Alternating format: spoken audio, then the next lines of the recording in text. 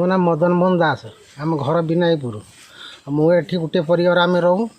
ଆଉ ହଠାତ୍ କି ଚଡ଼ଚଡ଼ି ମାରିଲା, ନଡ଼ିଆ ଗଛ 3ଟା ଲେଖେ ଜଳିଗଲା। ଜଳିକି ସେଥିରେ ଗୋଟେ ଥୋଳା ଖସିଲା ପରେ ସେଟା ପାଣି ଛାଟିଛୁ। 2 ଜଣ ଥିଲୁ ବାପ ପୁଅ କି ପାଣି ଛାଟିକି ନିଭେଇ ଦେଇଛୁ। ତାପରେ ଯେତେବେଳେ 3ଟା ଲେଖେ ଖସି ପଡ଼ିଲା, 3ଟାରୁ ଥୋଳା ଖସିଲା, ହୁଡ଼ୁହୁଡ଼ି ସେଇଠୁ ଜଳିଲା। ଗାଁ ବାଲାକୁ ଡାକିନୁ, ଗାଁ ବାଲା ପାଖରେ ଯେତିକି ଥିଲେ ସବୁ ଆସିଲେ, ଆସି ଲିଭାଲିଭି କଲେ। ଆଉ ତା ପଛର ଦମକଳ ଆସିକି ଆଉ ଯାହା ଥିଲା ଟିକେ ଲିଭାଲିଭି କଲେ। ଆମେ ଏଠି ପରିବାର ରହୁଥିଲୁ, ଗୋଟିଏ ପରିବାର ଏଠି ରହୁ। ସବୁ ସଫା, ଆଉ କିଛି ବା ନାହିଁ, କିଛି କାଟିପାରିଲୁନି। ହୁଡ଼ୁହୁଡ଼ି ସବୁ ଜଳିଲା। ତା ଭିତରୁ କେମିତି ପଶିମୁ?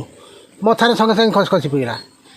ଆଉ ପଶିମୁ, ବାହାର କରିମୁ କେମିତି? କିଛି ବାହାର କରିପାରିବୁ। ସରକାର ତରଫରୁ ଯଦି କିଛି ସାହାଯ୍ୟ ମିଳନ୍ତା ତାହେଲେ ଆମେ ଘରଟା ବାଗେଇକି ଯାହା କରନ୍ତୁ। ଆଉ କ'ଣ କରିବୁ? ମୋହନ ଚରଣ ଦାସ, ବିନାୟକପୁର ଗ୍ରାମ କରୁଛି ଗଣିଆଙ୍ଗ ପଞ୍ଚାୟତ, ବନ୍ଦ ବ୍ଲକ, ଭଦ୍ରକ। କ'ଣ ହେଇଛି ଆପଣଙ୍କର?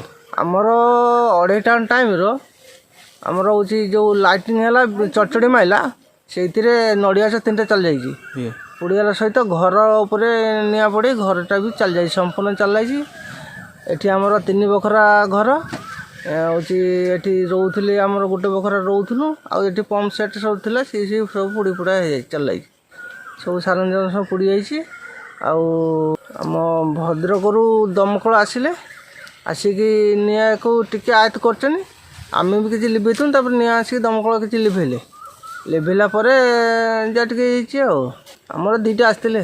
ଯଦି ସରକାରଙ୍କ ତରଫରୁ ଯଦି କିଛି ସହାୟତା ମିଳନ୍ତା ଯାହା ହୁଅନ୍ତା।